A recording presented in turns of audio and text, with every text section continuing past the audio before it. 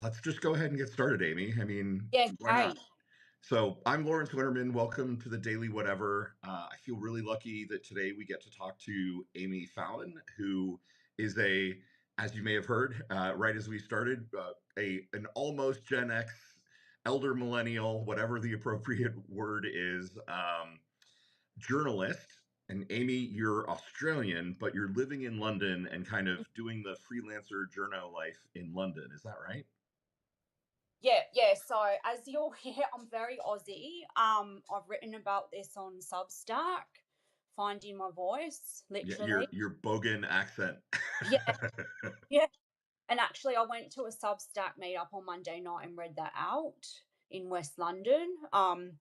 So that was a good experience. And yes, I'm living in London at the moment. So the past couple of years, I've sort of accidentally on purpose ended up being back and forth between here and Australia, which is something that like the older Australians here are doing. I've noticed that people are now doing 6 months Hmm, in each, which is obviously like a luxury and a privilege. But yeah, so yeah, but for the time being, yeah, I'm here.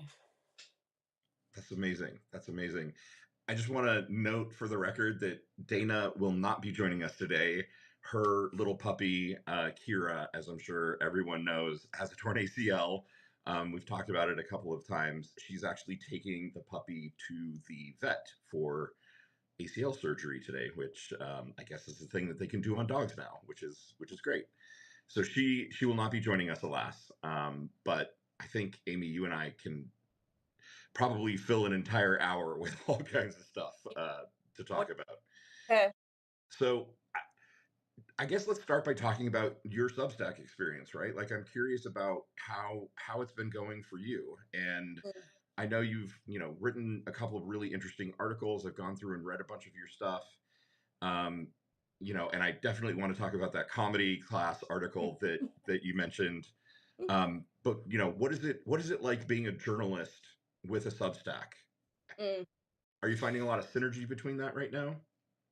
Yeah, so I joined it last year. Like I did do blogging in the early 2000s the first time I lived in London, but not really that much and not that seriously. And then I went on and, established my career, I guess you'd say, in Australia, I've worked overseas for quite a bit. Like I've lived in Africa and Asia, and done, been a foreign correspondent, done foreign reporting, and worked in the most of the newsrooms of the big papers in the UK. And then for the past few years, yeah, I've just been freelancing sort of as normal. But yeah, so I got on it last year because I thought it might be fun. And also because I mean everyone in the freelance world is noticing the work drying up. Unfortunately, the commissions are just so few and far between now. And I guess as a writer, as a journalist, you still want to have a voice. Yeah. So I thought, oh, it could be a really good platform. Like I don't think I'm going to build, millions of followers and make money from it. But it could be if you want to write just as a creative outlet. And now what I'm sort of trying to do is write about a few topics and then still sort of be, like almost sort of kind of workshopping or trying them out and then pitching them to outlets at the same time. And I've noticed that this is what some journalists, freelancers are actually doing now. Like I was actually just looking at this writer in the UK. She's very well known, Anna Wharton. Yeah. Um, writes for the Daily Mail, and I think she's worked for all the women's magazines here. She is now just basically writing for her Substack audience on whatever she wants to write, and then she's starting to get them picked up. So like she wrote a piece on who's the Giselle Bicot in France, the trial earlier this year. Oh She yes. wrote, yeah, so Giselle Pelco. Yeah. yeah, so she wrote a piece on that. It was really well done and very well read on Substack. And then I was in Australia. I actually saw it in Marie Claire. And I thought, oh wow, like here's this Substack piece. So yeah, I feel like there might be some freelancers or journalists that are using it like that. For me, yeah, it's just a creative outlet, and then if I can kind of try things out and then I get them published elsewhere, then great. Right. If I don't, then I'm still happy from the point of view that I've put the story out into the world, and I've not let journalists or editors who don't want them be gatekeepers, if you know what I mean. Because I feel like Absolutely. when you get a no, that's normally the end of it. You don't publish it because you're not getting paid, and then in a way they're sort of the gatekeepers of your stories. Yeah. Yeah, and you probably feel that way too. Yeah, I mean, I'm a science fiction writer, but I Yeah. absolutely, part of my motive for Substack was, um, I'm very at the beginning of my career, and there's something absolutely, gosh, I don't even know how to. It's painful. It's hard to send your work out, especially with fiction. It's a one at a time kind of thing, right? You send your piece out and you kind of wait months for them to review it, and then you get a rejection. You're not really allowed to do simultaneous submissions, so you have to wait to kind of pitch the next. And so I had a piece, my first short story, "I Love You, Dieter Murphy," which I published here. I had that going out for a year, right? Like I'd submitted it to four different places and got a series of Mm, no's, and the last one took literally 157 days to get back to me. And I just thought, I fucking hate this. I yeah, want people to read my stuff, and even if it's a relatively smaller audience, at least it's out in the world and getting yeah, some yeah, feedback. yeah, And so, exactly. Yeah, it yeah, makes you feel better. Yeah, and I mean, it was interesting to go. So I went to a Substack meetup in West London on Monday night. For instance, one of the guys I met there, Tom Wentworth, he was saying to me, he's a script writer, and he's working on these radio plays or whatever, and they're not published for years. So he said, if you want to see something sort of now, like that's what it's good for, and that's one of the reasons he's joined. Um, so yeah, I feel like it's good, particularly because there's so much rejection at the moment with like people you worked with are just not getting back to you, even if you've done so much for them in the past. yeah, In terms of what there's so much ghosting at the moment with people you did work with, let alone new publications. So yeah, it does feel really good when you write these pieces and you get it out there. right. Yeah, I would Yeah, think as a journalist, it's really similar, right? Like you yeah, spend all this time and kind of sweat and blood and tears, kind of writing a story that you think is interesting and incisive, and then if the editor says no, it just kind of dies on the vine, right? But yeah, at that's least it. on Substack, Yeah. Yeah, yeah, at least do something with it. And there is I don't know sort of how far I'm gonna take it in terms of, reported. I mean, feel like I'm putting quite a bit of work into it already. But in terms of reported pieces, because the reporting does take a lot of work. But then, we're having to do so much reporting now, pre-reporting, to even get commissions across the line. Um, I mean, yeah, I guess if you're really passionate about something, but it's just, time is money and money is time and yeah, yeah, all of that. But I feel like, yeah, it's like I'm loving it so far, yeah. And just the fact that I can build a community and meet people like yourself and go to events in person. Like I've been to two events now and I've had lunch with someone else when I was in Sydney earlier this year, and I'm going to another event, another Substack meetup on Saturday. And yeah, the community's really nice. Yeah. yeah. That's awesome. I'd imagine being in a big city like London, you have the opportunity to find plenty of other Substackers. I'm kind Yeah, of in well the middle of yeah. Indiana, which is not not a Substack dense place. I'm imagining, although I'm not sure I've actually tried to look. So yeah, Yeah.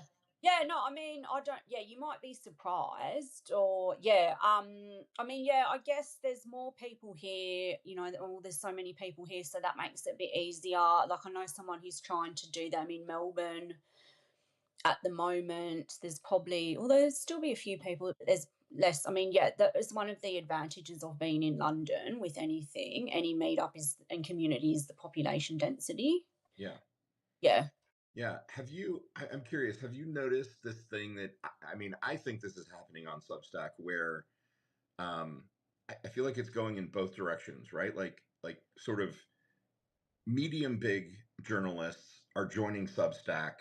I'm thinking specifically of Katie Fang, right, who was recently Mm. laid off from MSNBC. She joined Uh, Substack, and she's kind yeah. of, doing her work as a journalist on Substack. But part of what I'm noticing, and I'm curious if you see this too, I feel like there are stories and trends that are being discovered on Substack or that are being surfaced on Substack, and then Mm, suddenly the next day or 2 days later, you see it kind of on the mainstream news. And maybe that's not very revolutionary, but I do feel like we're maybe at this moment where Substack has kind of got a critical enough mass mm, that journalists are sort of looking at Substack and saying, mm, "Oh, people are talking about this. Let's make a mm. news story about that." Do you Yeah. think that's right? Yeah, I think so. I mean, I feel like it is going quite mainstream. I mean, Piers Morgan joined, when was it? The other day. I mean, well, Glennon Doyle was on it. She's obviously not on it anymore. Who else is on it? I went to see Owen Jones and Mehdi Hassan speak in Right. West London last month. Like, they're big names on it. Yeah, so I do feel like it is becoming yeah, it's becoming quite big in Australia. There's, some big name journalists who are on it, that have, like, yeah, so many more followers than me. Yeah, I mean, I don't know if it's sort of still got, when something breaks on Twitter and then the Twitter will be in the story. Like, I don't know if I've read anything apart from this piece I just mentioned by Anna Warden that has been on Substack. Um, yet elsewhere. It'll be interesting to see if that starts happening though. Yeah. Yeah. Yeah. I mean, what I noticed the other day is there's a journalist named Julie Roginski who writes a Substack called Salty Politics. She Mm, focuses on US politics.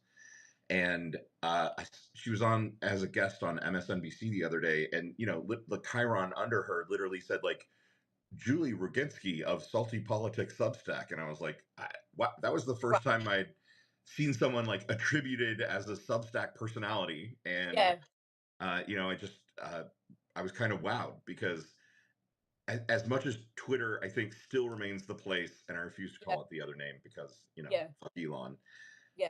Yeah. As much as it kind of remains the place where news does break, I Yeah. feel like Substack is maybe kind of sort of becoming uh, becoming that.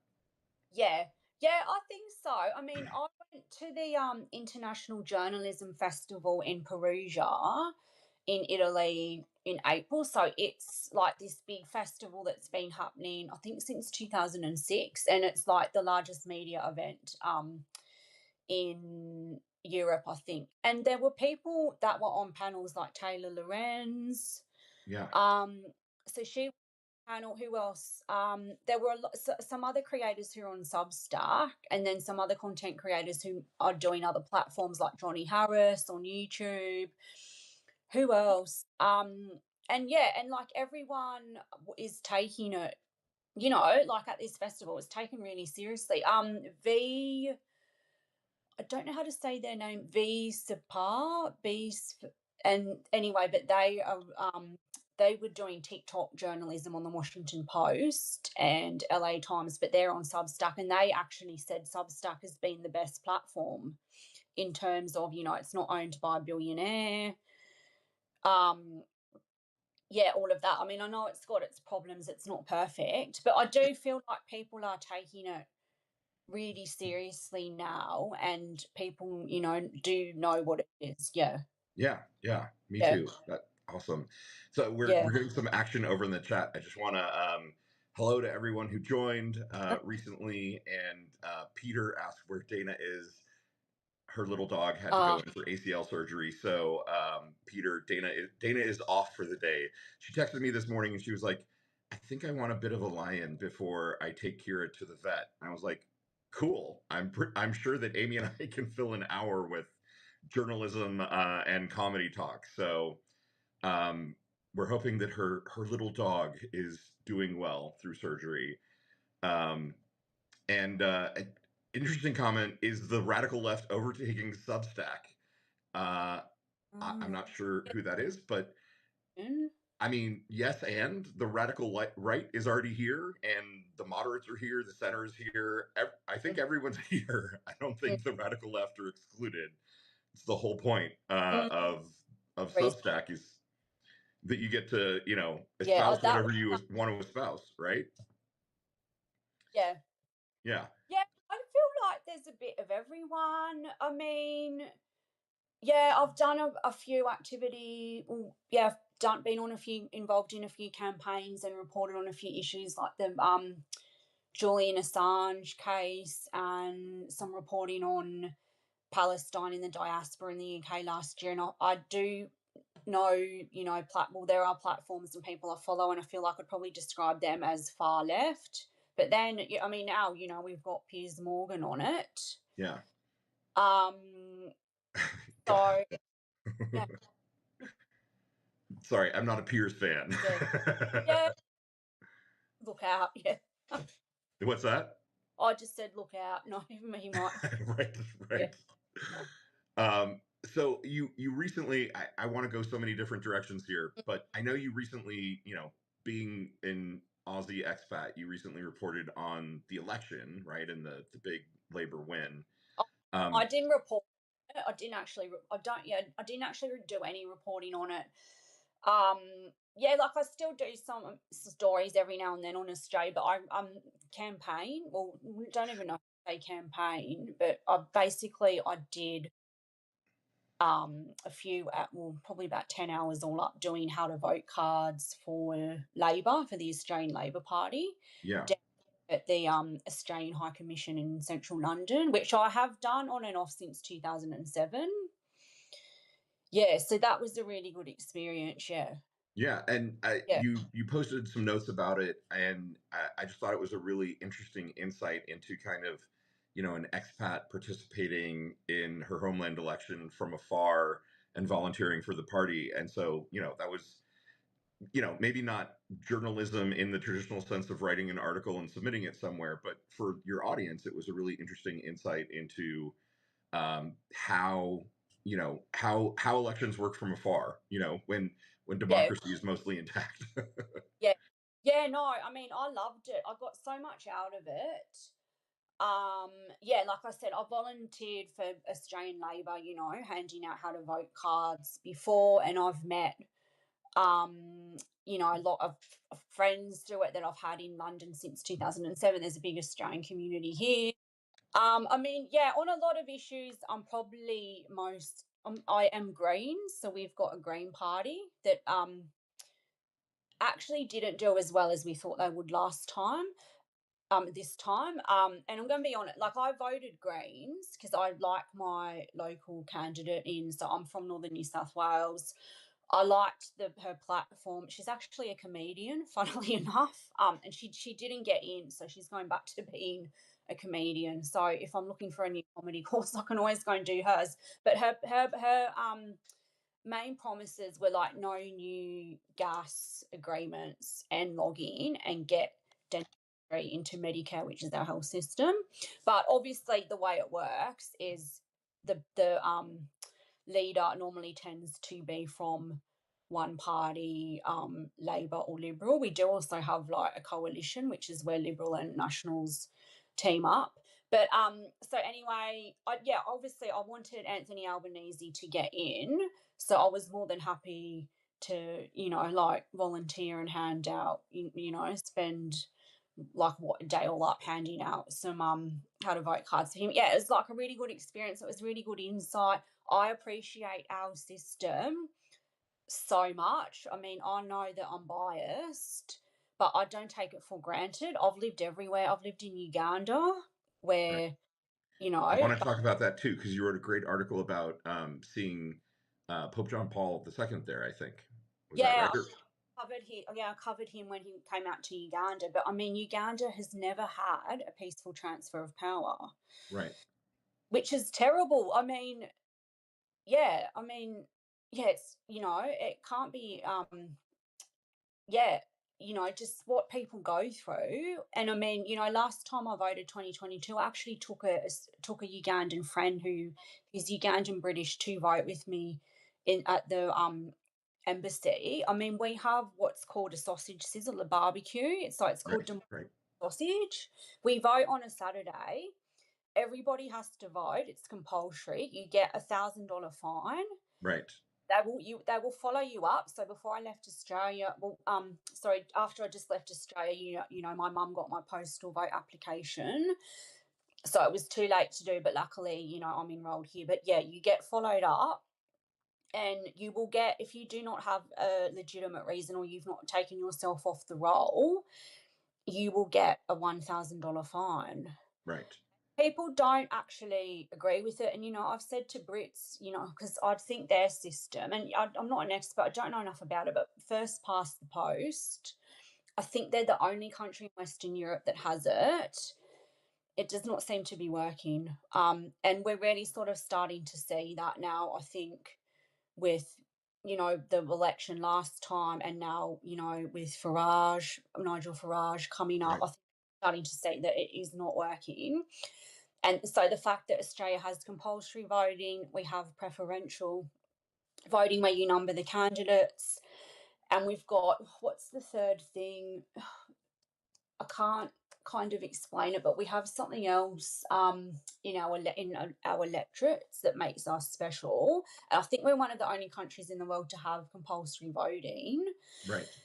Um, yeah, so like I don't take it for granted. Particularly not like having lived in a country where there's never been a peaceful transfer of power. And even Right. when we won quite early on Saturday, like it was called quite early. Like I can't I actually, remember seeing your note where you were like, "Oh my gosh, this got yeah, called yeah, really yeah, early." quite early. Like I don't know what the time was in Australia, but I had basically half the day here left, which doesn't normally happen. And there was talk it's going to be a hung parliament and it might take weeks to count the votes and everything. But the result was called quite early, increased majority. And I mean, I had people, because I had it on my WhatsApp, I had friends from Uganda looking at it and sending me messages, and even like I love Ugandans, they're the sweetest people in the world, changing their profile photo to Australian Labor and all of this because they were so excited. But it almost made me a bit sad because I thought, oh my God, this is the country where I've lived. They've got an election coming up. People are so scared, you know, like, and seeing what's happened in America Yeah. Yeah. as well. So, yeah, I don't take Creeping it. authoritarianism kind of across the board, right? The way that it's creeping into British politics and obviously here in the United States Yeah, is terrifying. yeah, Yeah, I just want to take a moment and kind of address some stuff from the chat. So, a couple of things. yeah. The easiest way to find this show every day when we're doing it is this was a revelation to me the other day. Just go to Gen Xe to our Substack, and whenever someone is doing a live, it's right at the top of their page, and you just click into the live as they're doing it. So if anyone is ever wondering how to get here during our live, that's the easiest way to do it. And the other thing that I wanted to say is, Amy, you and I talked about this kind of right before joining. Mm, You can watch a live on your computer, but the only way to be a broadcaster, to be a host, is on your phone. mm. So you obviously, Amy, you had to join on your phone today, but folks at home, you can watch on your computer, and it's easier to type and participate in the Mm. chat that way. Yeah. But I really have been dying to talk to you about this comedy class that you took, and it Yeah. sounds like you had a blast and a great time. And I think tell us about it. I'm just dying to know more. Yeah, so, well, I guess Australians are quite self-deprecating to start with. Like, we're known for that. And I guess we're known for sarcasm. And I've had people even in the UK, like I lived in Brighton, and I remember going to this co-working space, and the guy at the desk who was running it was always trying to out sarcasm me and go, have I just out sarcasmed an Aussie and all of this? And I guess, yeah, the self-deprecation thing, like, we are known for it. I was interesting because I was having a chat with, I'm Australian Canadian, my mum's Canadian, my dad's Aussie. Was having a chat with someone else who is in Toronto, who's Australian Canadian, who has just done an improv course, and she was one of the inspirations behind it. But she actually said to me, because she was like, "Oh, how's the course going?" And I said, "Yeah, great." Well, it was only the one weekend, but it was great. But she actually said, "Oh, but do you think Australians are too self-deprecating? Like, do we put our, like, does it get boring? And do we put ourselves down? Like, I don't know. Yeah, I don't know. Is it all performative?" But I had the idea in my mind for a while, at least since the beginning of this year. Um, and because, things are just so up and down with work, hard to get commissions. I was doing an online writing group in creative writing and memoir online at the beginning of the year. And I can't remember what I wrote. Someone said to me, like, "Oh, you're funny," or something, or they said, "Oh, where are you in your career?" Like, I mean, like, just feels like things are falling apart some days. But she said, "Oh, where are you in your career? Like, maybe you should just lean into this." And I had known some other women that have actually gone off. A lot of them, like in their 40s and 50s, um, that were doing it. So I just thought, oh yeah, it could be something fun, and it was more sort of like a pick me up, and just also trying to do something new, Right. um while work is so up and down. But I also thought, like, I mean, I don't know if I'm that funny or not, but we can find, well, and this is what we learnt during the course, you can find comedy everywhere, like it's, in everyday life. And I wanted to use a lot of the stuff from the job search, as you read, and just a lot of the crap we're all going through with LinkedIn, and just, like the 52 take home assignments that we're having to do for jobs now, all the stupid stuff about LinkedIn, like 135 people have looked at your profile just for a snoop, but no one's connected, you Right. know, like the Right. Or time. there's a job and like 100 Yeah. other people have applied I and mean, it's been up for 45 minutes.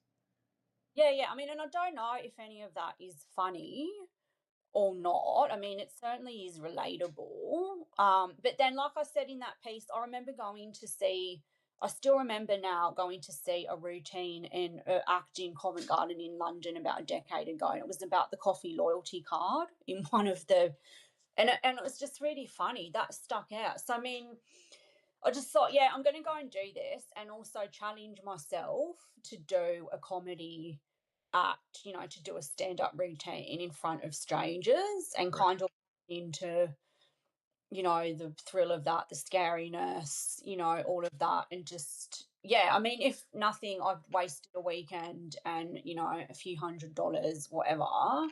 But you had fun and it Yeah, kind of got fun. your mind off of, the drudgery of looking for work.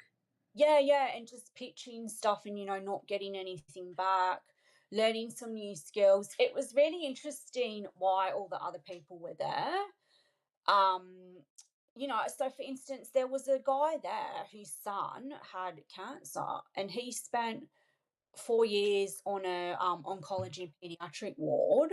Oof. It's sort of like nursing his son, and you wouldn't think that that was funny, but he wanted to do his routine around that. And the tutor that we had, who is this very experienced comedian who's been, in all the comedy clubs in the UK and abroad, and used to do, I think he said he did at least 30 gigs a year, and he's does open mics. He's been to the Edinburgh Fringe. He's like, yeah, you have got the license to do this. There's nothing wrong with it. Right. And in the end, this guy who did the routine about his son having cancer, it was really funny. Like, he had stories about how, because he's tall and he's got a bald head, and so, a lot of the nurses thought that he was the one who Oh, had who had cancer, so they'd come up and, want a photo with him and say, "Oh, you're so brave." And so, like, there were jokes about that, and people did laugh. So that was interesting. There was a guy there who was a bartender, So, and again, like stories from his job, stories from everyday life. There were people there that wanted to just be more creative. There was a girl from Tasmania, a Tibetan woman. Hers was really funny. And even some of the jokes, I mean, if I said it, yeah, like I think no doubt it would be racist, but she got away Sure. with saying it in a way. Right. But Well, yeah, so I mean, it's kind of, the dad who has a son dealing with cancer. He could make a joke about cancer and make it funny, right? But it's one of those things that yeah, if anyone else had said it, it would have sounded insensitive or cruel, I'm sure. You know? yeah, it was really interesting meeting. I mean, it was only the Saturday and the Sunday, and we learnt the basics, and then we had to do the show on the Sunday night. But it was really fascinating, just meeting the people Yeah. that do it and seeing why they were there. Yeah. I think taking a comedy class is really brave, right? Because there is a level of introspection that you have to be able Mm, to, I think, kind of uncover what's funny to you and maybe what's funny to other people. And mm. so, yeah, have you found any kind of like knock-on effects in job hunting and career stuff? Yeah, it'll be interesting. So it was only a few weeks ago. It was the weekend before the Australian election, before the week before I did the campaigning. I mean, I don't know how much I'm going to use it in my work. And also, the other thing I didn't realize is that a lot of it is the performance. And Right. I tend to be very stilted and monotone, as I probably am now. And you've got to You're sort very of like, dynamic. I don't know what you're talking about. you've got to like really ramp up the attitude. So I kind of struggled with that. I almost felt like, oh my God, I've got to be an actress. Like I've got to be an actor. Um, but you can work on all of that, like he told us. I haven't done anything yet. I mean, I've got the routine that I did, which is about 8 minutes, and I've thought of some other jokes. I haven't written anything though, but I guess the next thing would be to do is to go to an open mic night, Right. like to find, and I mean, this is the place to do it. Like he said, the two best places are the US and the UK because there's just so many. Like we don't have, well, yeah, we're a bit limited in Australia being a bit far away. We have a lot of people who come over to London and do shows here and do, Edinburgh Fringe. Um, so that would be the next thing is to just work on this script and then polish it up a bit and try and write some other jokes. Yeah. And yeah, and while I'm here, there might be stuff that lends itself to, like what's going on in the UK at the moment with, like the bin strike in Birmingham or whatever, or, like jokes about that. Yeah. I mean, and I do think the current job market is so rich, such rich territory for Yeah, yeah. making jokes about, and just kind of digging into the sheer ridiculousness of everything. Oh yeah, I mean I mean just thinking about the time you went for a job and like I've got 3 degrees, nearly 3 degrees including a master's, and I've got someone who I'm pretty sure just came out of uni and has been doing dog sitting or whatever, like, I don't expect as the hiring manager, being told like, "Oh, you can't have the job because 'cause you're too good," like Right. You're too experienced. yeah, like you're too experienced to have this job. Putting up these endless posts on LinkedIn, and the whole trying to do it. It's sort of like dating, you feel like LinkedIn is for like the Tinder for the unemployed now, and trying to write it, I'm available, and then getting back like nothing really, just getting back people's CVs, which is what happened. I just got all these people emailing me all their CVs from around the world. Thinking, yeah, like what, so yeah, there are, and that's probably just, the tip of it. Yeah, so we probably have like there's a lot of material just Yeah. from the job market and the job hunt and LinkedIn. Yeah. So Yeah. that's kind of a good segue into one of the other things that I wanted to talk to you about. Speaking of like work and the changing workplace and changing media and everything, Mm, so you recently attended, I think, a conference talking about like new media stuff and Mm. TikTok and kind of the rise of TikTok in news. And I'm just so curious about that, you know. So I know that Gen Z in particular, like when you poll them about where they're getting most of their news from, it's TikTok, right? Yeah, yeah. And there's so many weird sources of information on TikTok. Mm. What are your thoughts? What do you think about kind of how TikTok is changing news and specifically like your work as a journalist? Yeah, well, it's super fascinating. I mean, everyone's talking about it. I actually went to an event yesterday in Canary Wharf, put on by this media company in the UK, Cision, and it was on, what was it, on generational news and how people are under 30 are getting their news. And it was really fascinating. One of the main messages seemed to be that print is falling off a cliff. Like it's Yeah, just, I'm not reading newspapers, it's all about TikTok, Facebook. Um, and yeah, then so you've got these content creators and then like the old guard, the journalists. And I think they said that only 15% of journalists are using TikTok, mm, which is really interesting considering when it's, like now one of the leading platforms. So that was really interesting. And yeah, I mentioned earlier I was at the International Journalism Festival in Italy early this year. There were at least, I reckon, 5 sessions at least on content creators. It was one of the main themes, like, up there with AI, which is really interesting because this theme of, well, the use of content creators and news influencers, newsfluencers as they're called, is just becoming so big now. It was interesting to be in Australia in the lead up to the election early this year because we had content creators sent to cover the budget, the federal budget, and that caused a bit of a stir. There was a bit of sneeriness around that. And then we had another influencer, Abby Chatfield, interview the Prime Minister in the lead up to the election before it was called. And it's sort of like the first time um, this has really been done in Australia with an election. I mean, I know it's what you guys had, like you had, Trump going on all these podcasts and,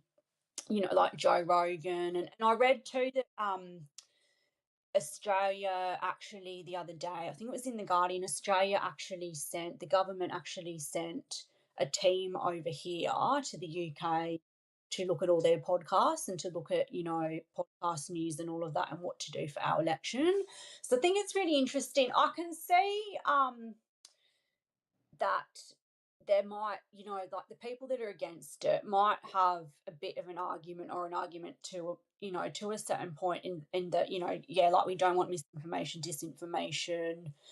We should know if people have been paid or what expenses have been paid or whatever. right. But really, I'm all for it because, and I think it's really good. And I mean, yeah, I'm not a fan of Joe Rogan and, people on the far right, Right. or even on the left. But in terms of this model, I think I'm all for it because I've spent so much time in a country, like I mentioned before, the UK, where there's not compulsory voting.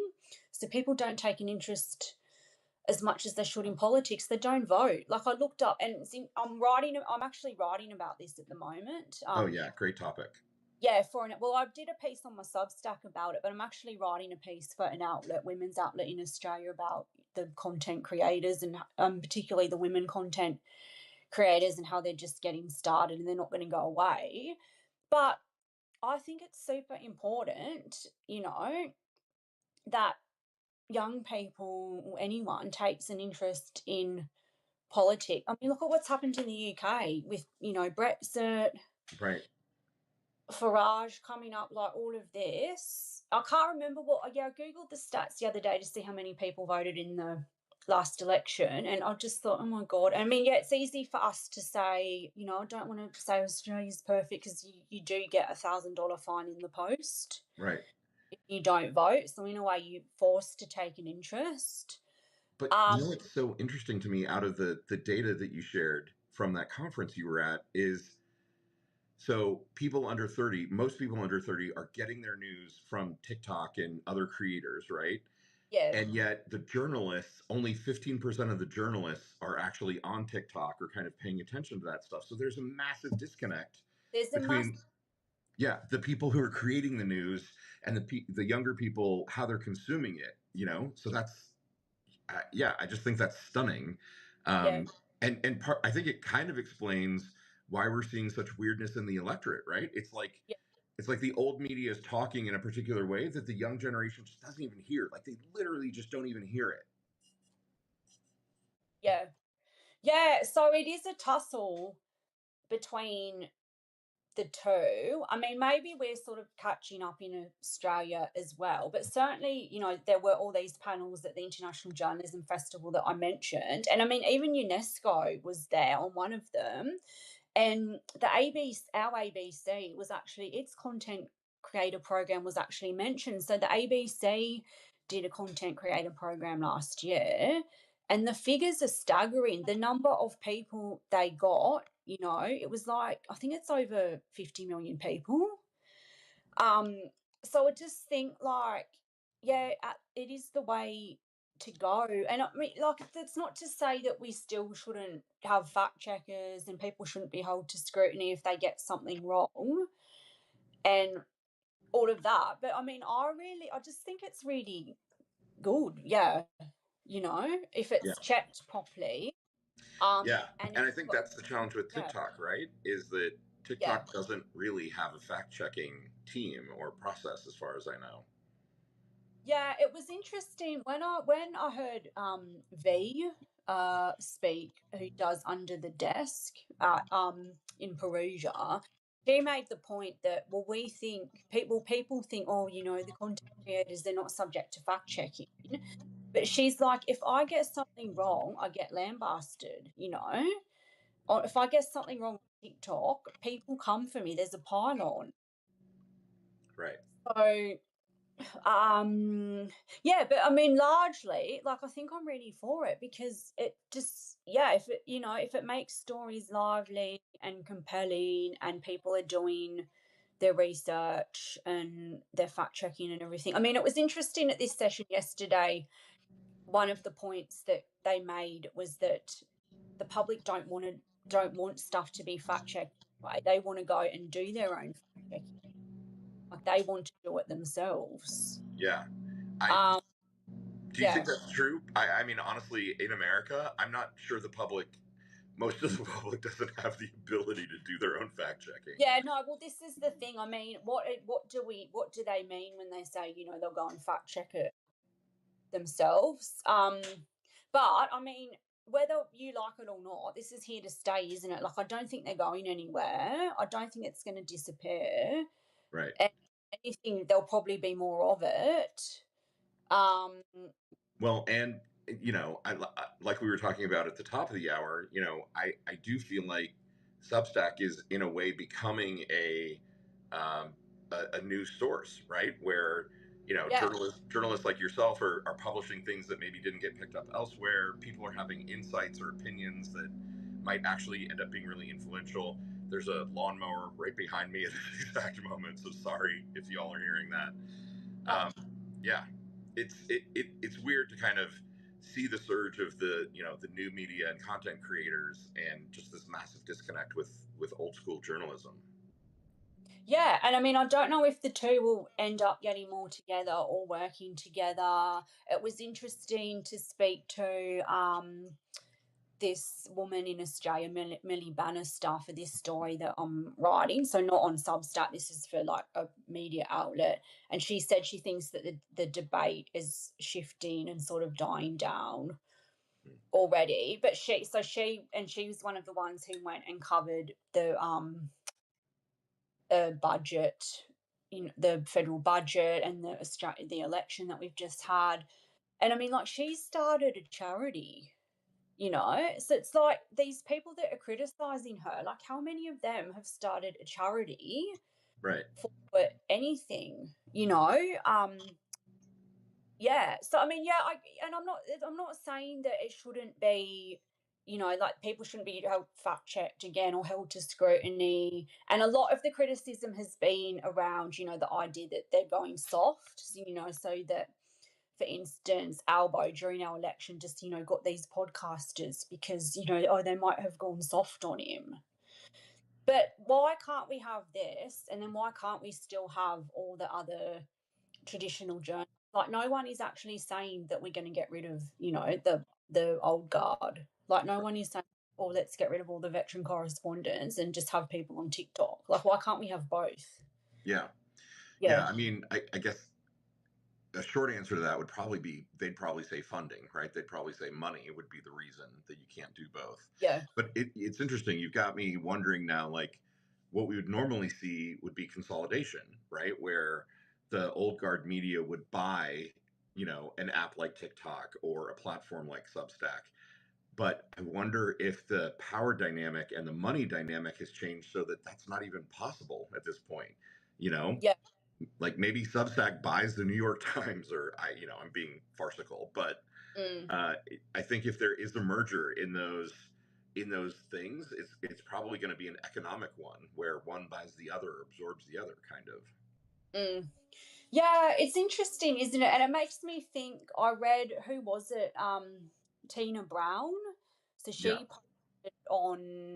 she did an interview, I think it was with Pandora Sykes, on Substack. I think it was early this year, and like she said, she's still. I mean, obviously, she might have the money, but Tina Brown, she gets a fact checker and an editor to do her Substack.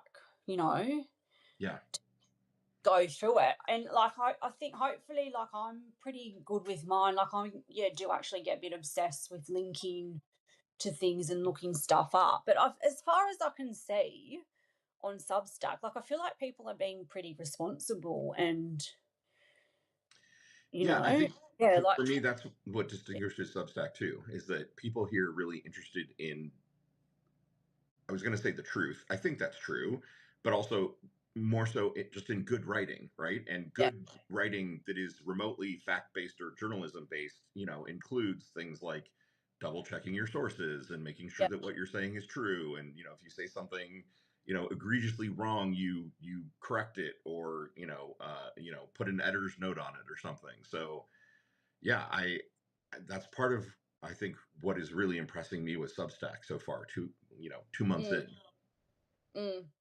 Yeah, I feel like people are being like, are trying to, most people anyway, are trying to do it really properly.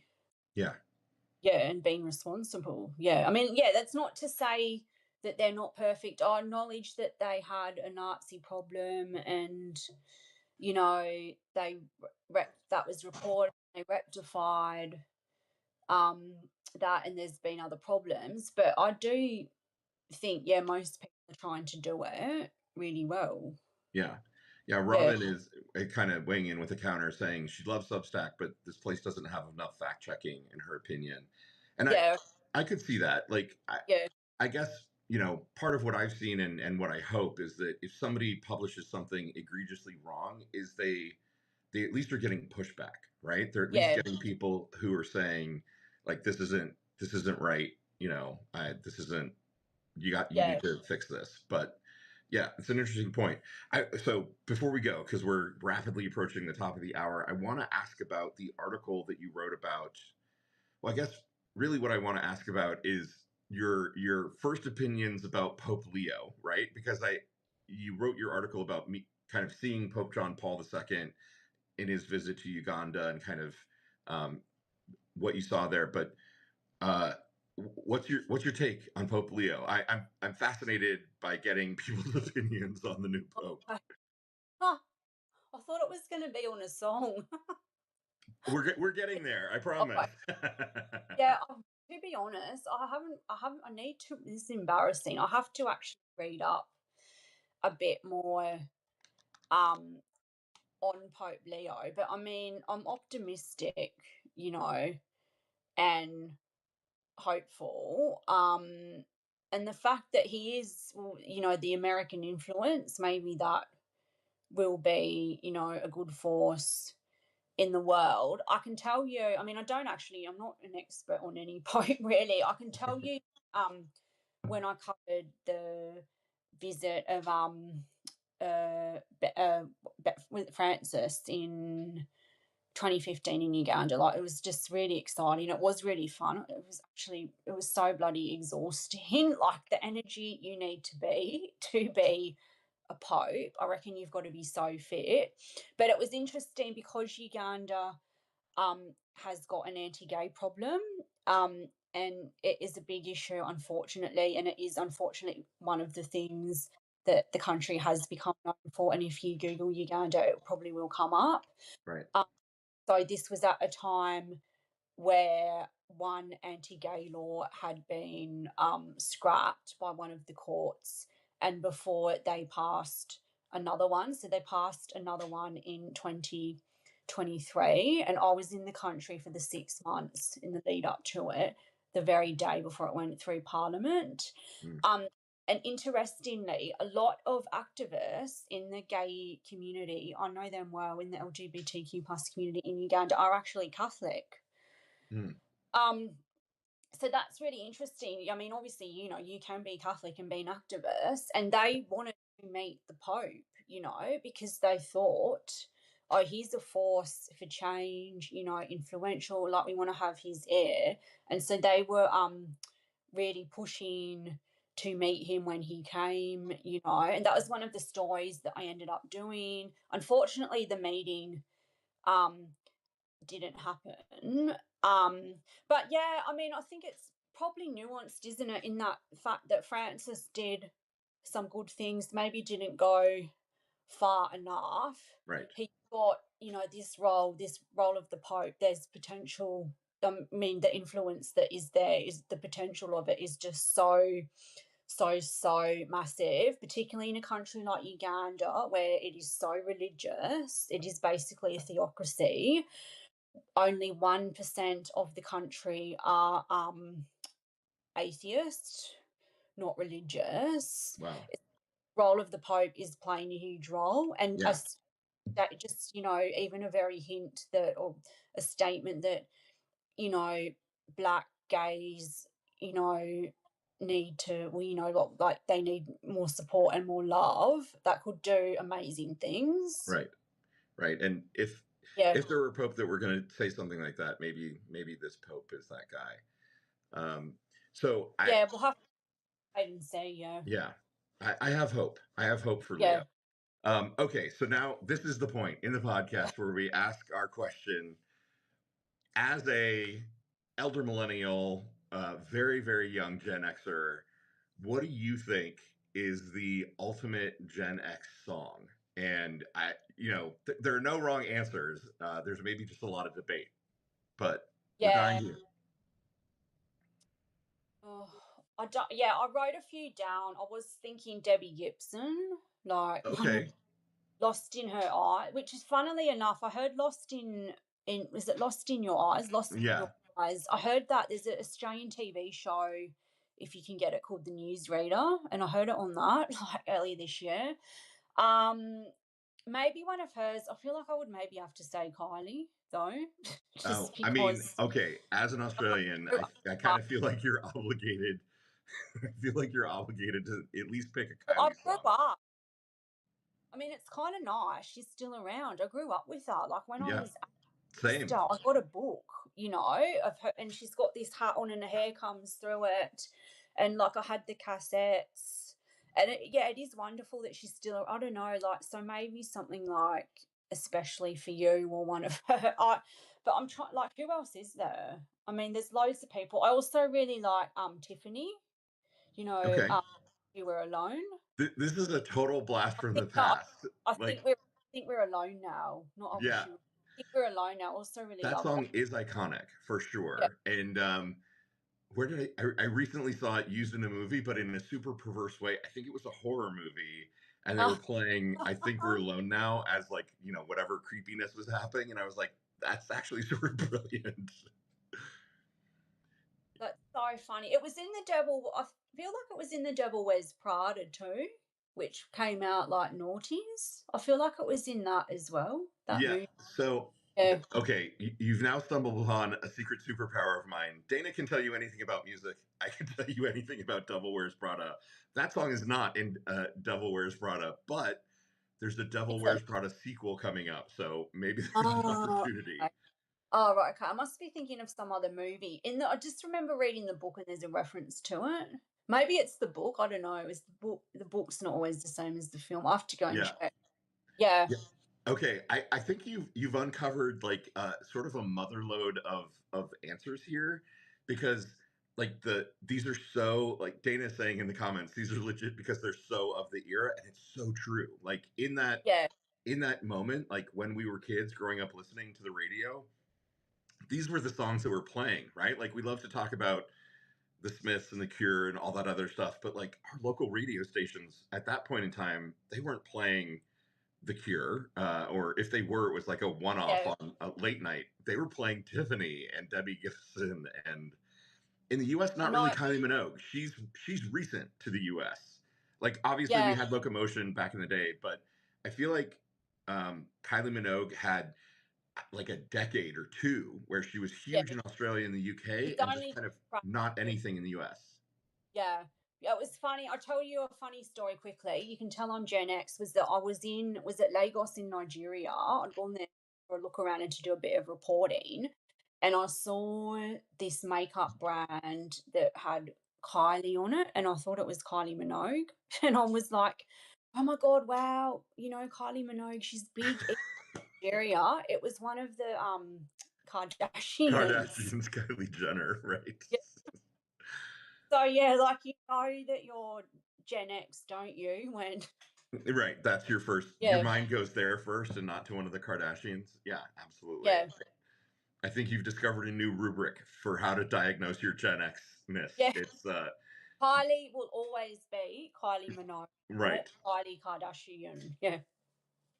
Yeah. Oh my God. That's amazing. That's amazing. What about a movie? I'm curious. Is there a Gen X Um, movie that stands out for you? oh, I don't know. Well, it's funny because I talked about movies like I'm actually going to this screenwriting course now that I've started on Tuesdays. We talked about movies last week. What did I say? I think I also said an Australian one, like Muriel's Wedding or something, just for the sake of it. Okay. But Here's the I funny thing is I feel like there's this weird like gay US subculture where like I loved Muriel's Wedding. I loved Kylie Minogue.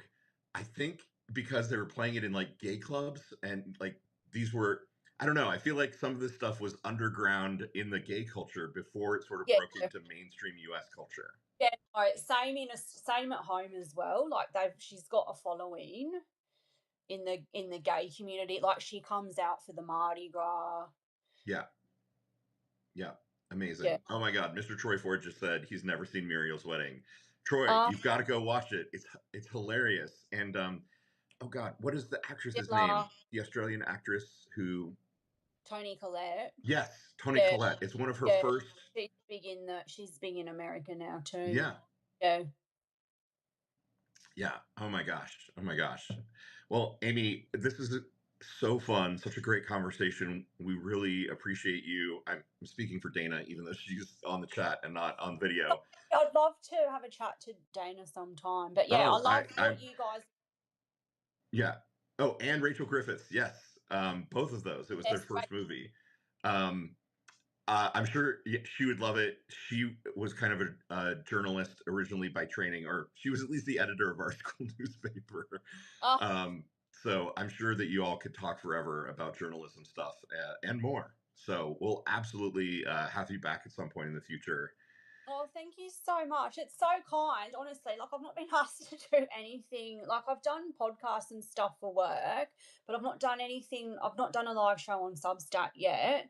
So it's so kind. And just thank you for being a support to me and to other people. And it's just really nice that we can build this community and We be Substack friends. And yeah, let's just keep going with it. Who knows? Maybe someday we'll meet up or something. right. Yeah. Or hey, maybe your next big article is all of these amazing creators on Substack who are kind of breaking through.